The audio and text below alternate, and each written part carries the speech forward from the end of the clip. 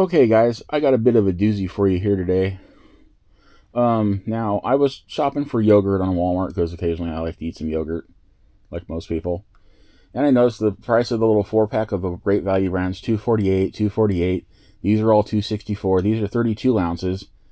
These are 24 ounces. So it's almost more cost effective to buy these, but then you're going to sit there and eat the whole thing because you're gluttonous like me. I would eat the whole thing because I'm gluttonous like me, but and I look down here, and these are 248. This is 248. But you get down to certain flavors, like, where's it at? The strawberry banana is 257. It's like a few cents more. But if you come down here and look at the individual ones, 53 cents. 53 cents. Just that seems to be the only two they have in stock. But yeah, 53 times 4, which would equal a 4-pack, is $2.12. So you can come down here and buy a bunch of little individual ones to equal your 4-packs. And if you buy the $2.48 one, you just save like, what, 36 cents?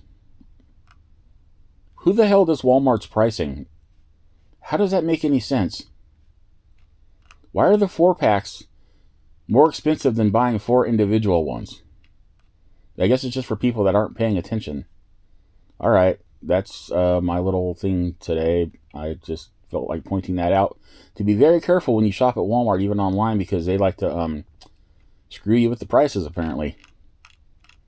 Yeah, good job, Walmart, with the time of inflation and people not being able to buy food to eat. You're doing shitty pricing like this. That's deceptive. That's messed up.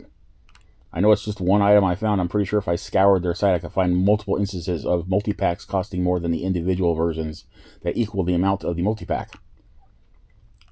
All right, guys. Bye.